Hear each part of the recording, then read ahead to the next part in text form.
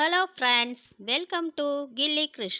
இன்னைக்கு நாம் எண்ணும் எழுத்தும் டேர்ம் 3 இங்கிலீஷில் யூனிட் 2 பீப்புள் அரவுண்ட் அஸ்க்கான லெசன் பிளான் எப்படி எழுதுறதுன்னு தான் பார்க்க போகிறோம்.